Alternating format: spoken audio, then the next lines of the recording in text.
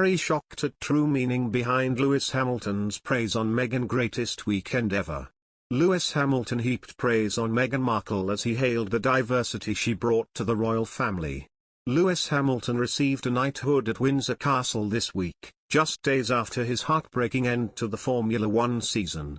The Mercedes star was bipped to the championship on the last lap as Max Verstappen capitalized on a controversial decision to resume racing by the race director Michael Massey. After the race, Sir Lewis' brother Nick offered an update on the seven-time champion. He said, "I tried to speak to him, but I think I'm just going to leave him for a bit. We all know what it's like when things are difficult. My mum and dad are with him and they said he's okay. I think he's just in a place where he doesn't want to talk to anyone, including me." When you've had a bad day, the last thing you want to do is talk about it. Everyone's got an opinion. The thing you need is your bro calling you up and talking about it, so I can understand it. But Sir Lewis' disappointment may have been eased by the honor he received on Wednesday. The Mercedes man has been positive about the royals in the past, including Meghan Markle when she first entered the firm. In 2018, after her wedding to Prince Harry, Hamilton heaped praise on the Duchess and said he enjoyed the occasion.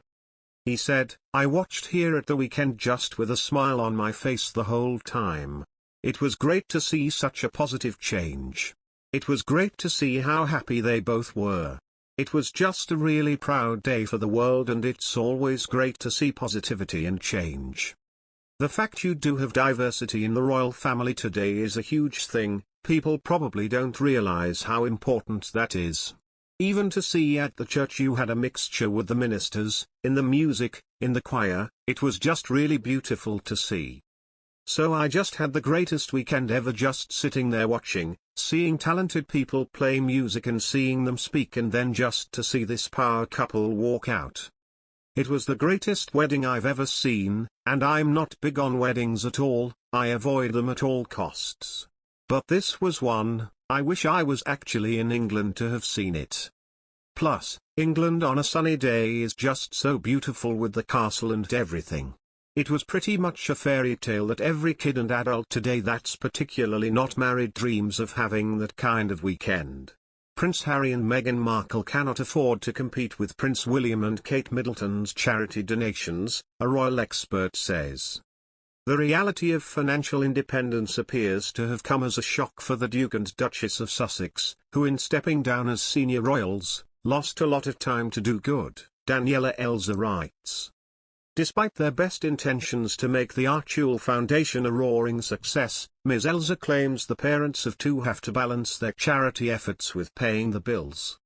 She said that the reality of their new life would appear to suggest that big, sweeping projects are not a possibility right now.